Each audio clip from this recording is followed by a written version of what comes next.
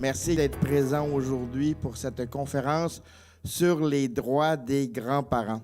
Je me présente, moi je suis coordonnateur de l'AQDR Chicoutimi, donc depuis maintenant tout près de 3 ans.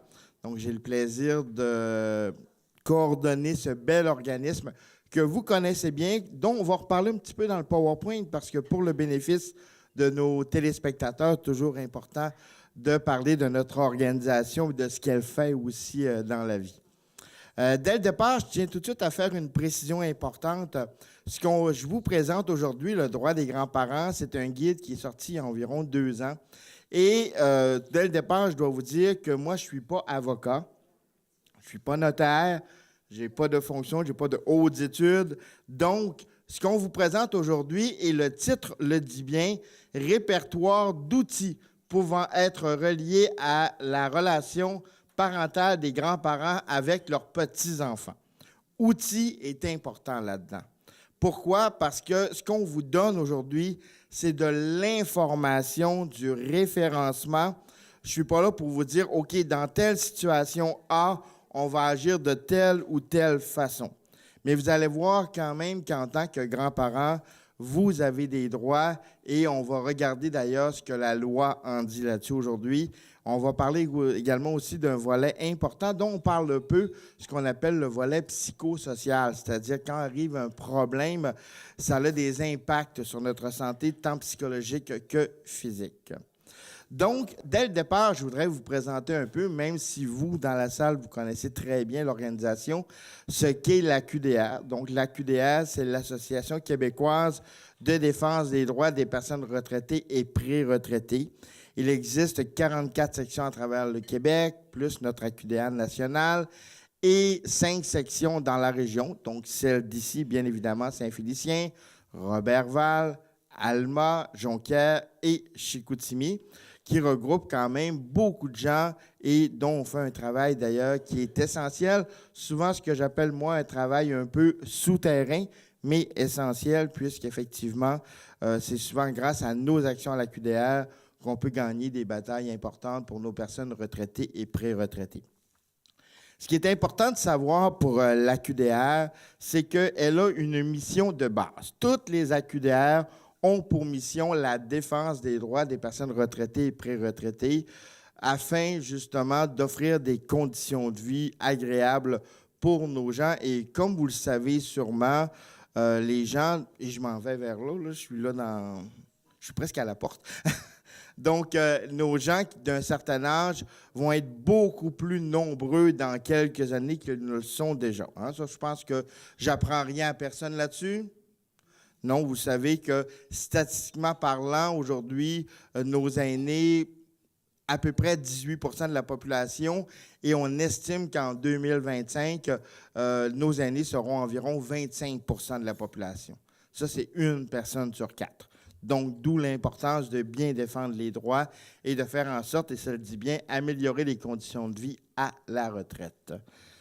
J'aimerais aussi vous dire, vous le voyez, là, les principales revendications de la QDR, donc revenus décents au-dessus du seuil de la pauvreté, également aussi des logements à prix abordable. On peut ajouter là-dedans santé et services sociaux, soins à domicile également, parce que les AQDR, en réalité, ont tous une mission commune, vous le savez très bien, donc défense collective de droits, mais chaque AQDR à travers le Québec a aussi un peu sa couleur locale. Et j'arrive à notre sujet d'aujourd'hui, donc le droit des grands-parents, parce que nous, c'est un peu notre couleur locale à nous chez Chicoutimi. Vous allez comprendre pourquoi tantôt nous sommes allés dans cette direction-là. Juste avant, petit sondage. Vous allez voir, ma question est très simple. Qui est grand-parent dans la salle? Pas mal tout le monde, hein? Il y en a pas mal quand même, hein? Oui, ben, je pense que c'était une question évidente. Je vais vous avouer, c'était assez évident. Et j'imagine, je ne ferai pas de sondage là-dessus, mais j'imagine que vous adorez tous vos petits-enfants. Hein? On les aime, On a souvent une relation un peu plus privilégiée avec nos petits-enfants. Souvent, l'idée sociale, c'est de dire hey, on passe encore un peu plus de temps avec nos petits-enfants qu'avec nos enfants parce qu'on a ce temps-là qu'on peut se permettre de donner à nos petits-enfants. Et là, vous allez voir pourquoi. C'est que nous, comment est arrivée l'idée de faire un guide des grands-parents? Et le guide en question, je vous le dis tout de suite, c'est le petit guide que j'ai entre les mains ici. Ce que je vais faire aujourd'hui, c'est que je vais en laisser quelques copies à M. Thibault. On n'en a pas des copies énormes parce que vous comprendrez que c'est un petit guide qui est cartonné, couleur, donc c'est des frais assez importants, mais je vais me permettre d'en laisser quelques-uns à M. Thibault. Donc, comme ça, si il y a des gens parmi vous qui disent hey, « j'aimerais ça le consulter, j'aimerais ça le lire », bien, vous pourrez demander à votre AQDR de vous le passer ou de regarder un peu comment ils vont gérer tout ça au cours du moment où ils ont le guide en question. Ce document-là, comme je le disais, il est quand même... il y a eu un certain prix de rattacher à sa publication, mais maintenant, avec la magie de l'informatique, on peut faire voyager ce document-là beaucoup plus rapidement. Il est encore très à jour, malgré qu'on soit en 2019. Donc, les ressources sont encore là. On a vérifié, on a validé l'information. Les lois n'ont pas changé non plus tant que ça. Donc, ça fait en sorte qu'on puisse encore le voir comme un guide pertinent, un guide intéressant et un guide de référence qu'il faut garder près de soi, qu'il faut garder là, à portée de main. Donc, 2016, on remonte à 2 ans et demi à peu près. L'AQDR voit entrer dans ses bureaux une grand-maman. Comme vous le savez, nous, on fait, comme tous les AQDR, de la défense collective. On ne fait pas de défense individuelle. C'est-à-dire que si quelqu'un rentre dans nos bureaux, qui dit, bon, j'ai une situation, une problématique X, bien nous, ce qu'on va faire, comme toutes les AQDR, on va référencer en disant, moi, je pense que la meilleure façon de vous aider, c'est de vous rediriger vers tel ou tel organisme, ce qu'on fait encore aujourd'hui, ce qui est à la fin également aussi du présent guide. Cependant, la grand-maman nous a particulièrement touchés parce qu'elle, elle venait nous dire qu'elle n'avait pas vu ses petits-enfants depuis 7 ans. Oui, imaginez, 7 ans sans voir ses petits-enfants. Quand on sait qu'un enfant change en l'espace de quelques jours, 7 ans, c'est une éternité. Et là, on s'est dit, OK, 7 ans, pas voir les petits-enfants, est-ce qu'il y a quelque chose à faire avec ça de façon collective? Donc, nous avons travaillé en partenariat avec le Centre de justice de proximité. Le Centre de justice de proximité du Saguenay-Lac-Saint-Jean, là, moi j'appelle ça une bébite exceptionnelle. Pourquoi? Parce que ce sont des avocats qui sont là pour pouvoir vous renseigner, donner de l'information juridique sur une foule de sujets, que ce soit vos droits, que ce soit les logements, que ce soit les revenus, peu importe, ils ont réponse à tout. Et ce qui est intéressant, c'est que c'est une créature, si vous me permettez l'expression, du gouvernement. Et le Centre de justice ici dans la région a été un des premiers à ouvrir au Québec, sinon le premier. Et ils sont vraiment, mais vraiment sympathiques. Donc, on a travaillé beaucoup avec eux pour la mise en place de ce guide-là, le guide nous, ce qu'on appelle le guide des grands-parents, mais le vrai nom, c'est Guide de mouvement de solidarité des grands-parents. Parce qu'on s'est dit, on se doit d'une certaine façon d'aider cette grand-maman-là à trouver une façon de reconnecter avec ses petits-enfants. Et là, vous allez me dire, oui, mais pourquoi? Bien, chaque cas est individuel. Hein? Je pense qu'on a tous une histoire de vie, chacun.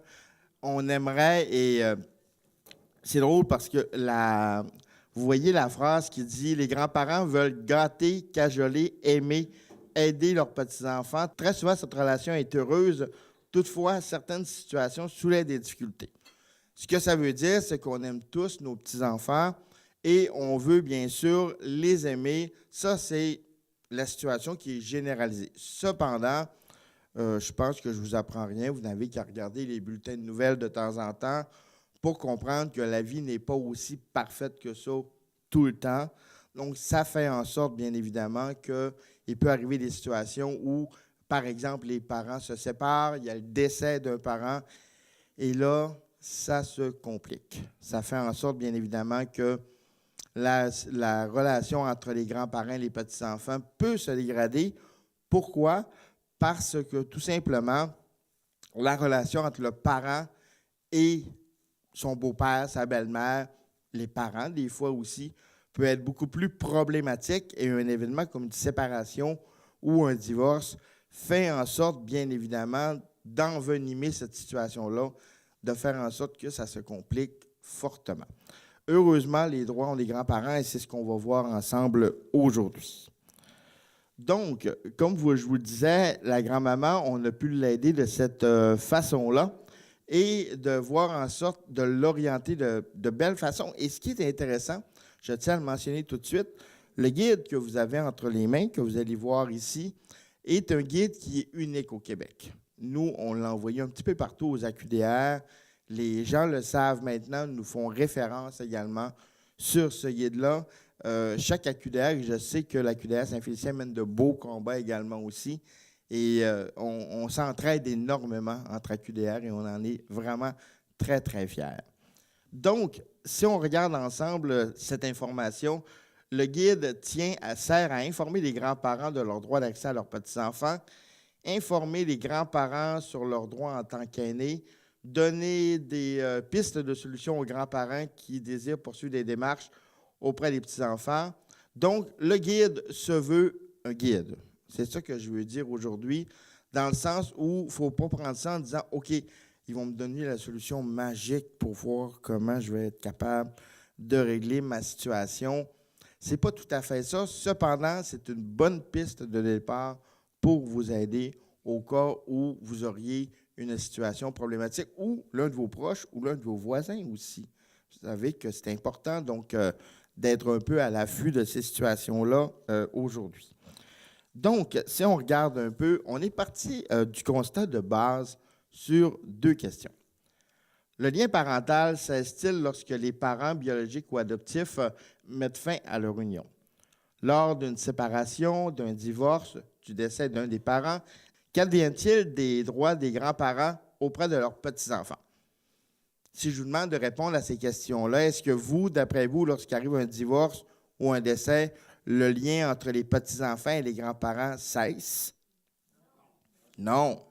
C'est ce qu'on veut. On veut le garder, ce lien-là, parce que ce lien-là est très, très, très précieux.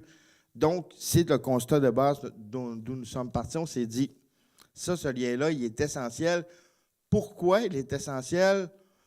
Je vous pose la question, mais en réalité, la réponse est tout à fait évidente. C'est que c'est le transfert de connaissances. Ce lien-là entre le grand-parent et le petit-enfant est enfin un lien privilégié. Et la justice reconnaît, le gouvernement reconnaît ce lien-là de transfert de connaissances privilégié entre un grand-parent et son petit-fils ou sa petite-fille. Et surtout, je le disais d'entrée de jeu, qu'il y a ce lien-là affectif qui est important également, où on veut faire en sorte que le grand-parent veut simplement garder et pouvoir aimer son petit-fils ou sa petite-fille. Et dans le cas où il y en a plusieurs, puis des fois, c'est des arrière-petits-enfants maintenant aussi. On parle de petits-enfants ici, mais on pourrait pousser le concept beaucoup plus loin avec des arrière-petits-enfants maintenant. Si on regarde un petit peu maintenant comment tout ça s'articule dans le guide, on regarde, et juste avant de vous parler de comment ça s'articule dans le guide, l'une des particularités de ce guide, parce que la magie d'Internet aujourd'hui fait en sorte qu'on peut avoir accès à beaucoup d'informations. Hein, on a juste qu'à taper « droit des grands-parents », vous allez avoir Éducalois, vous allez avoir l'Association des grands-parents, vous allez avoir beaucoup, beaucoup de choses. Cependant, nous, on s'est dit à l'AQDR, on va aller un petit peu plus loin que ça et on a traité aussi du volet psychosocial. Ce que ça veut dire, le volet psychosocial, c'est simplement qu'il y a tout le volet juridique.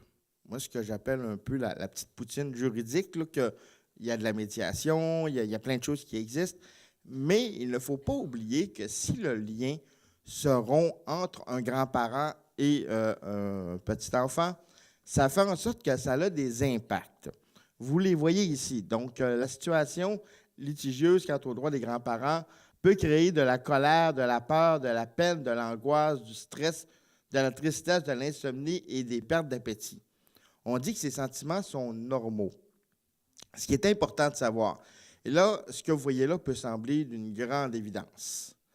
Mais placez-vous pendant disons 5 secondes, dans la peau d'un grand-parent qui vit une situation où il n'y a plus accès à ses grands-parents, on perd un peu la notion de savoir qu'est-ce qu'on doit faire, qu'est-ce qu'on ne doit pas faire, comment réagir là-dedans. Donc, ce qu'on dit, nous, c'est qu'il ne faut pas hésiter à en parler.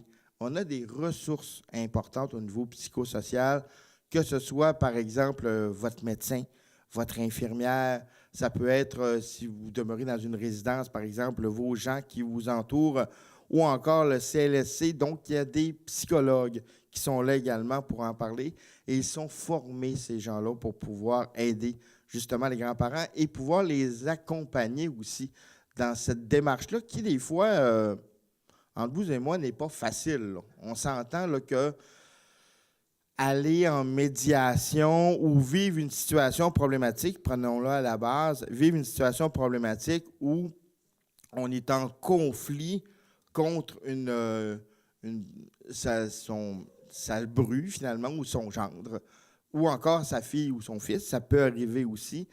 C'est pas une situation facile. Donc, et il y a toujours aussi la partie où on se dit, c'est un peu gênant quand même. Est-ce que je me dois d'aller en parler? Oui, oui, effectivement, parce que ça fait en sorte qu'elle va vous apporter des pistes. Cette personne-là, que ce soit votre médecin ou votre infirmière ou le CLSC, va vous apporter des pistes de solutions extrêmement intéressantes et ça permet aussi de prendre parfois un certain recul par rapport à la situation, donc d'avoir des idées peut-être un peu plus claires parce que, on l'a dit il y a quelques instants, l'émotion rentre vite là-dedans. Là, hein? Ça rentre très, très vite et ça fait en sorte de souvent un peu brouiller les esprits là, le temps qu'on est dans cette situation litigieuse-là.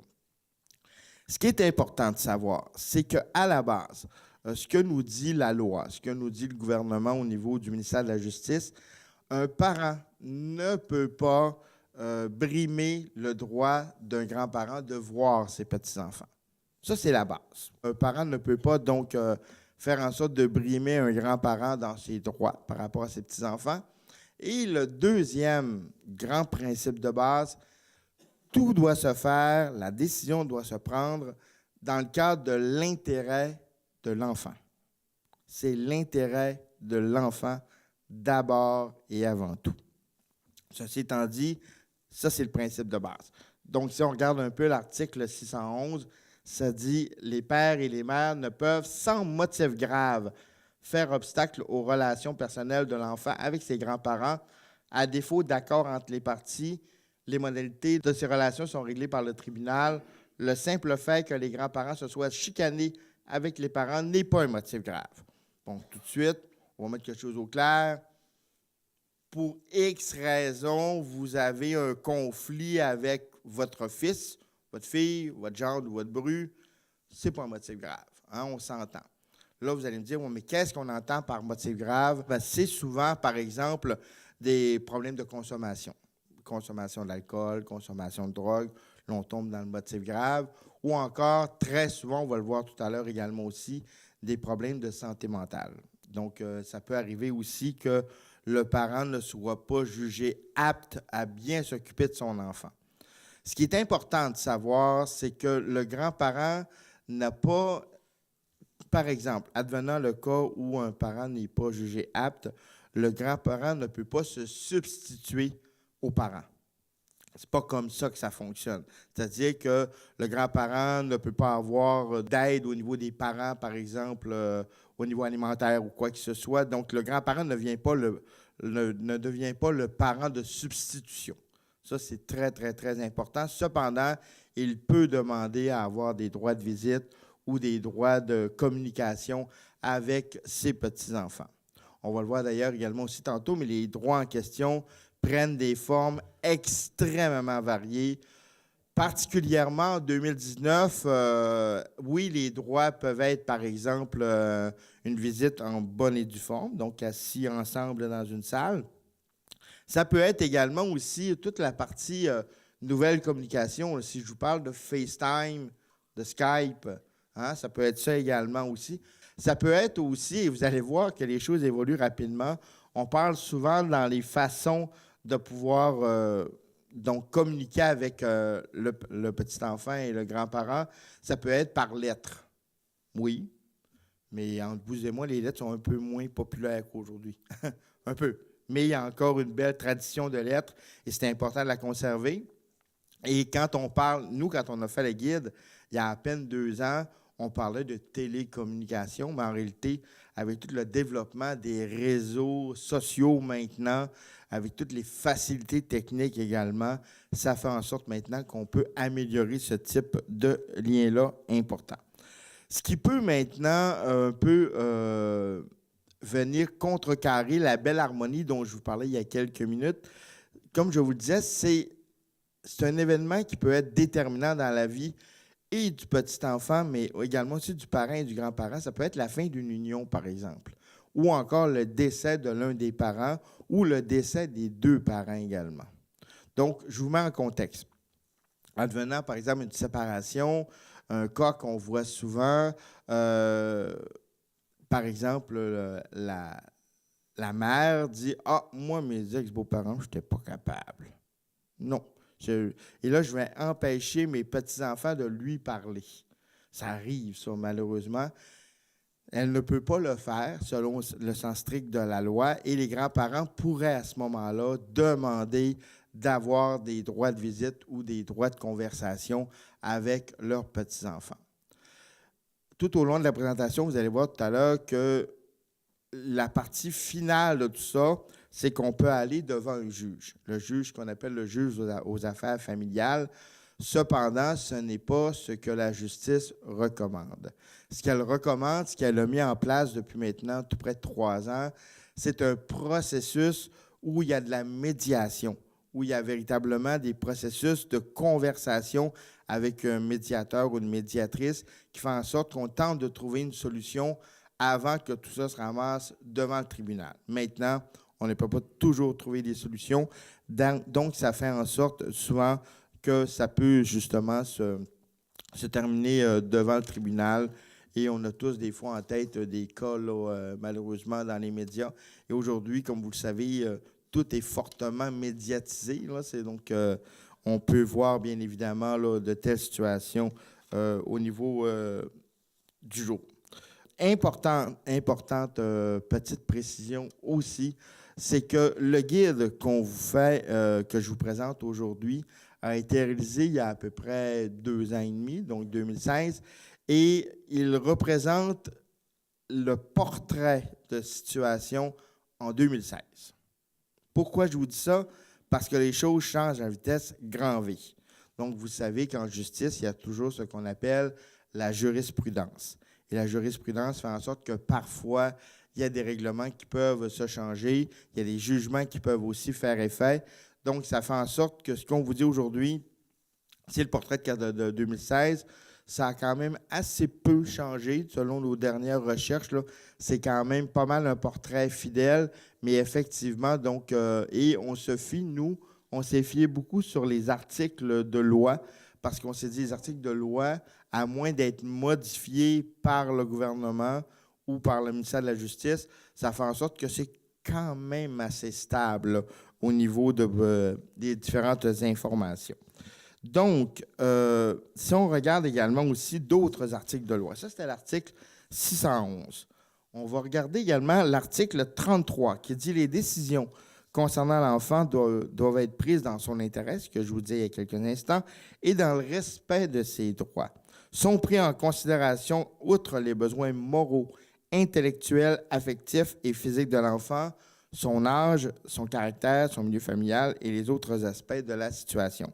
Et pour renforcer tout ça, il y a la loi de la protection de la jeunesse, donc l'article 3, qui dit simplement « Les décisions prises en vertu de la présente loi doivent être dans l'intérêt de l'enfant et dans le respect de ses droits. » Là, vous allez dire « Ouais, mais l'enfant, ça dépend de son âge, en réalité. » Parce que vous savez que maintenant, au niveau de la justice, il y a un certain âge où les enfants peuvent témoigner devant le juge, par exemple, pour faire part de leur situation de vie, afin de pouvoir éclairer le juge le mieux possible pour qu'il rende un jugement le plus intéressant et le plus avantageux pour l'enfant possible. Comme je vous le disais tout à l'heure, il y a également aussi tout l'aspect médiation qui fait en sorte que l'intérêt de l'enfant est toujours pris en premier également aussi dans ce genre de décision-là. Il peut arriver également aussi que, regardez, il y a un article, le Code civil du Québec. C'est intéressant ici qui dit, le Code civil prévoit que les grands-parents ont le droit de maintenir des relations personnelles avec leurs petits-enfants, qu'il s'agisse par exemple de visites de correspondance annuelle ou encore de contacts par les réseaux de télécommunications, sauf si les parents voient des motifs graves à les en empêcher. Une entente entre les parents et les grands-parents est alors conclue. Et ce qui est important de savoir là-dedans, c'est aux parents de démontrer les motifs graves. C'est eux qui doivent démontrer qu'il ne devrait pas y avoir de relation entre les grands-parents et leurs petits-enfants. Bon, les motifs graves, il y en a quand même plusieurs. On va les voir ensemble aussi aujourd'hui, mais c'est vraiment une liste très, très exhaustive là, de motifs graves. Si je vous dis que les relations entre les parents et les grands-parents sont tellement mauvaises qu'elles dégénèrent en situation judiciaire, par exemple. Advenant le cas, il y a déjà une poursuite entre les parents et les grands-parents. Bien évidemment, le juge va faire attention de ne pas mettre l'enfant entre les deux. Je pense que c'est la logique. Les grands-parents ont une mauvaise influence sur leurs petits-enfants. Ça peut arriver également dans des cas où les grands-parents, par exemple, ont eu des jugements en justice ou encore simplement que les parents réussissent à démontrer que les grands-parents ne sont pas aptes à s'occuper de leurs petits-enfants, ne sont même pas aptes à pouvoir communiquer avec leurs petits-enfants, sinon ils vont avoir une influence néfaste. Les grands-parents tentent de se substituer aux parents et empiètent constamment sur leur droit de prendre des décisions concernant leurs enfants.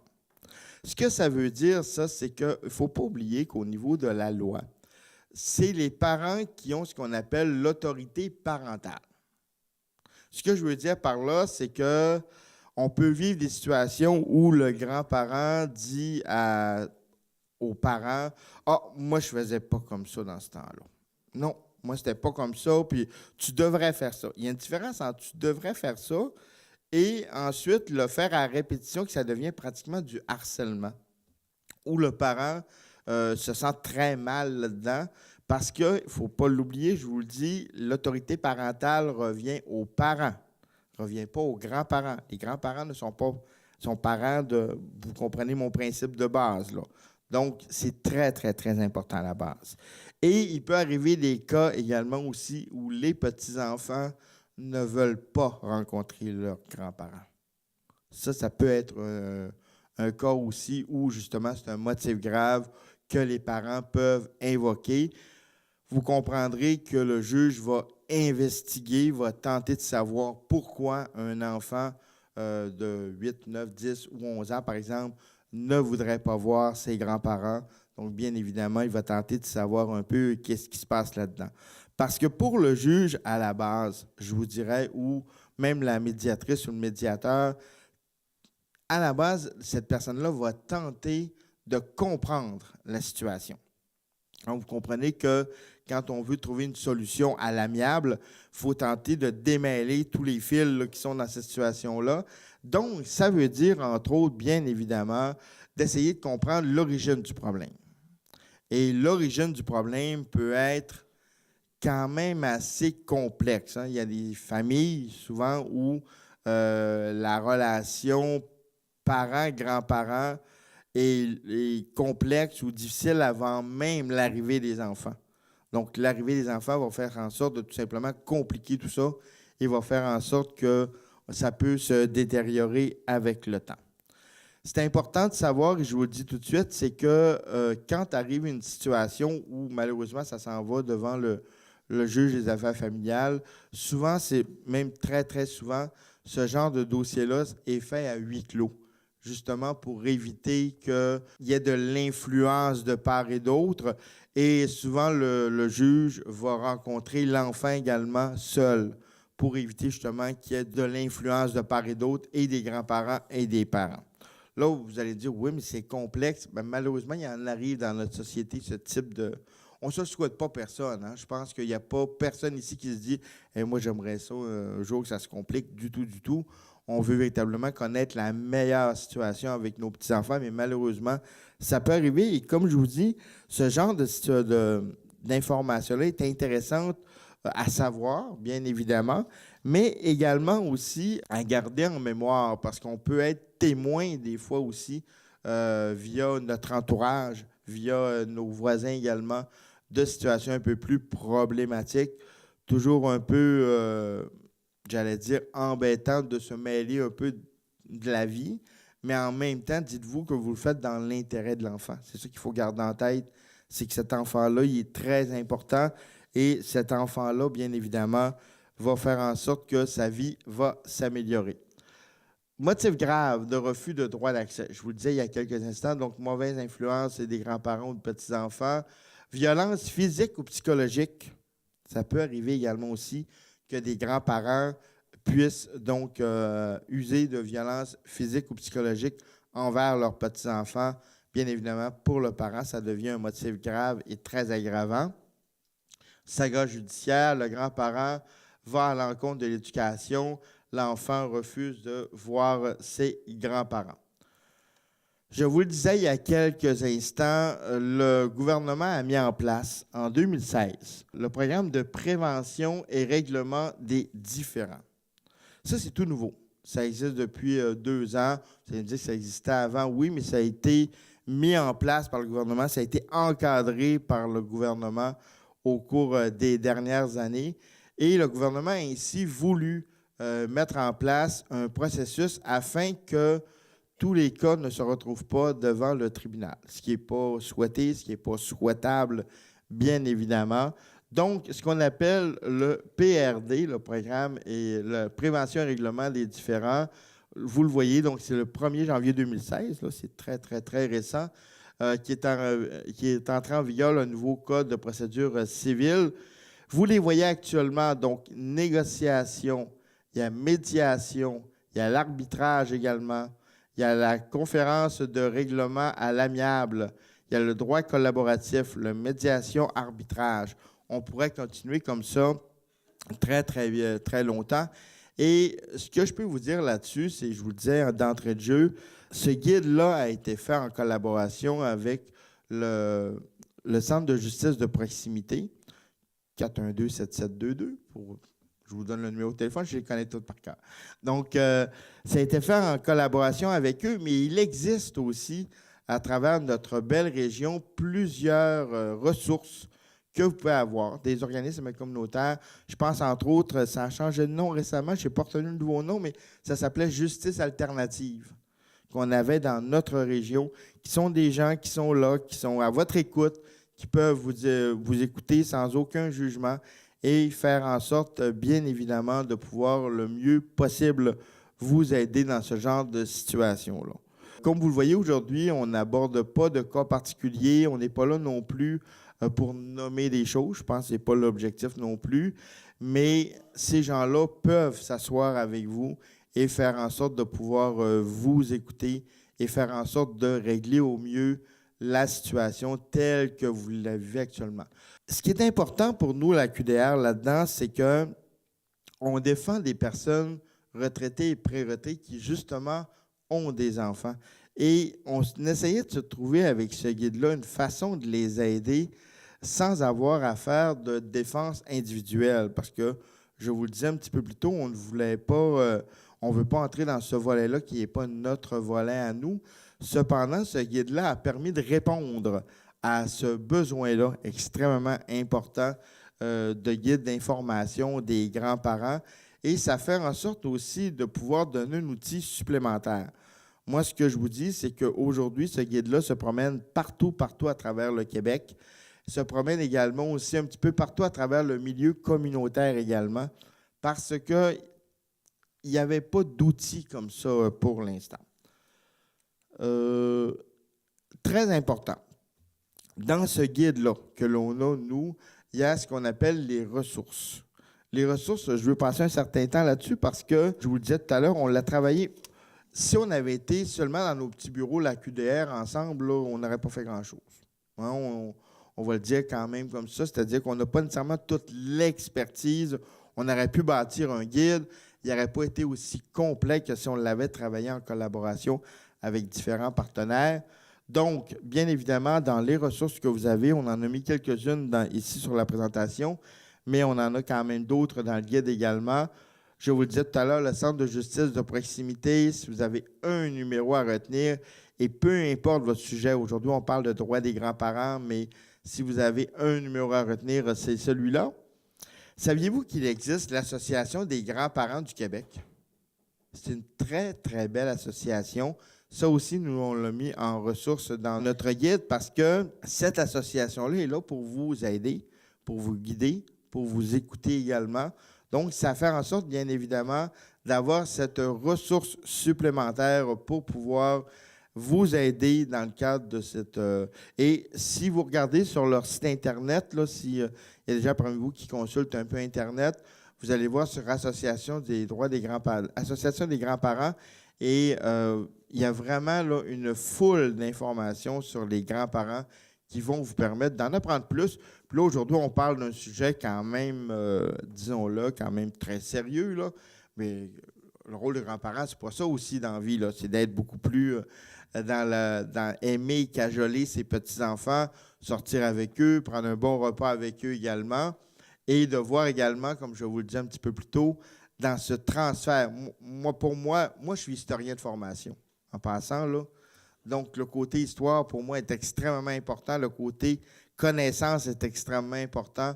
Donc, je trouve que ce lien-là entre les parents et les grands-parents est vraiment essentiel et très, très, très important. Est-ce qu'il y a des gens qui ont des questions? Oui, allez-y. Est-ce que le centre de justice de proximité, c'est pour toute la région? Au complet. Oui. Ils font d'ailleurs une bonne partie de leur service se fait par téléphone. Il y a quand même pas beaucoup de gens. Bien, il y a des gens qui y vont, mais je veux dire que la majorité de leurs informations se donnent par téléphone. Ils sont situés à Jonquière, dans l'arrondissement Jonquière à Saguenay. Ils ont ouvert en 2015, aux alentours de 2015, si ma mémoire est bonne, 2014-2015. Donc oui, effectivement, c'est pour l'ensemble de la région. À travers le Québec, il y en existe quelques-uns actuellement. Et c'est vraiment, il y a beaucoup, beaucoup de jeunes avocats, jeunes avocates là, qui sont là, qui vont vraiment bien vous orienter et vous donner la bonne information. Oui, ils traitent du droit des grands-parents, mais Oui. ils traitent aussi d'autres litiges, d'autres situations? Oui, tout à fait. Et à titre d'information, d'ailleurs, ils donnent beaucoup, beaucoup de conférences. Donc, chez nous, à Chicoutimi, on nous donnait entre autres des conférences sur les testaments, les successions, les baux en résidence. Donc, vraiment plein, plein, plein de sujets. Donc, tout ce qui est revenu, tout ce qui est droit civil, donc, ils vont en traiter là, au centre de justice.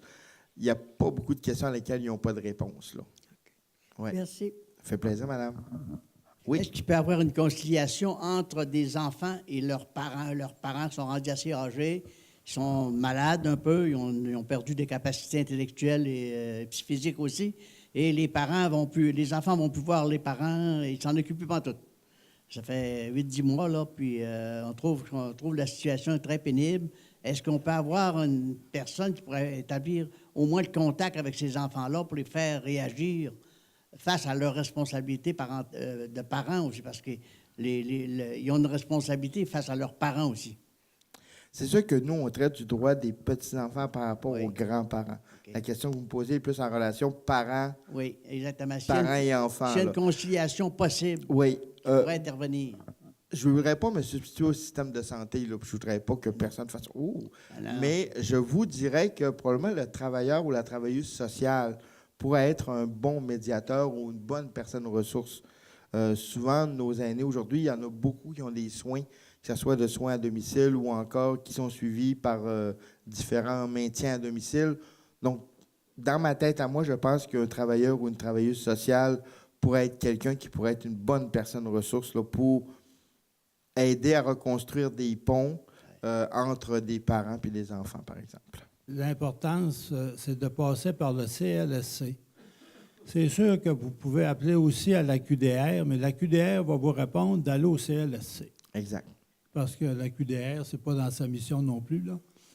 Ensuite, je voulais rajouter au niveau du justice de proximité, je ne sais pas si vous vous rappelez, Mme Jessica Tremblay, qui était avocate ou notaire, là, qui fait partie du Centre de justice de proximité. J'ai eu affaire à eux autres dernièrement. Et la raison qu'on me donne, et c'est toujours leur mission aussi, ils ne règlent pas notre problème.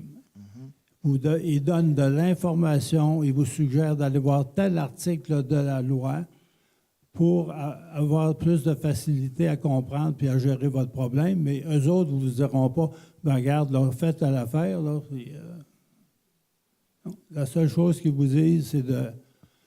M. Desbiens peut peut-être en rajouter Non, là-dessus, effectivement, là, mais... vous avez tout à fait raison, M. Claveau, et j'abonde dans votre sens. Ce qui est important de savoir pour le Centre de justice de proximité, ce ne sont pas des conseils juridiques, c'est de l'information juridique. Et c'est très différent, des pistes de solutions. Mais ils ne sont pas avocats attitrés à votre dossier. Si vous avez une situation, si on revient par rapport à notre sujet d'aujourd'hui, si vous avez une situation problématique, bien, il va falloir que vous ayez un conseiller juridique à ce moment-là ou un avocat qui va vous aider, qui va être attitré à votre dossier. Ce qui n'est pas le cas du Centre de justice de proximité. M. Claveau l'a bien nommé. Donc, ils sont là pour vous donner de l'information, des pistes de solutions. Voici ce que la loi dit, voici ce que vous pourriez faire, mais ils ne sont pas là pour prendre le relais, pour prendre votre dossier en main. Appelez votre CLSC si vous avez des questions particulières par rapport à votre question, bien évidemment, par rapport à la relation parents et enfants. Effectivement, ils ont des ressources, ils ont des psychologues qui sont là également, qui peuvent vous aider, qui sont là pour ça. C'est notre système de santé. On le paie à travers nos impôts, donc il faut en profiter, il faut pouvoir avoir les bonnes ressources pour pouvoir tenter de trouver une solution à notre situation dans le meilleur intérêt de tous, mais je vous rappelle que d'abord et avant tout, c'est l'intérêt de l'enfant. D'abord et avant tout qui va primer. Donc, peu importe la décision qui va être prise, que ce soit en arbitrage ou encore en médiation, c'est l'intérêt de l'enfant qui va être au cœur des discussions. Donc, d'où le fait que je vous ai parlé tantôt de motifs graves. On a abordé les motifs qu'un parent pouvait invoquer pour pouvoir donc dire qu'il n'a pas le droit de voir ses grands-parents. Mais l'inverse peut être vrai, c'est-à-dire un grand-parent peut dire, ben moi, je pense que l'enfant, je devrais avoir une relation avec lui, ou encore la relation avec les parents est plus problématique. Pour à peu près les mêmes raisons, ça peut être des motifs de consommation, des motifs de santé mentale également, de violence conjugale. Donc, ça peut être aussi des motifs importants pour les grands-parents qui seraient témoins ou qui seraient au courant de ça, de faire en sorte que je ne veux pas que mon petit-enfant, ma petite-fille, mon petit-fils vivent dans ce genre de milieu-là. Ça peut être néfaste pour lui. Donc, d'aller vers une situation où il va justement dénoncer et trouver la meilleure solution pour l'intérêt de l'enfant, bien évidemment. Aujourd'hui, on n'entre pas dans la situation, mais je pense qu'on pourrait passer des journées à élaborer des situations. Il y en a plein, là. Alors, si vous n'avez pas d'autres questions, moi, je vous remercie. J'espère que vous avez apprécié cette présentation et je vous souhaite une très, très belle journée. Soyez prudents en retour.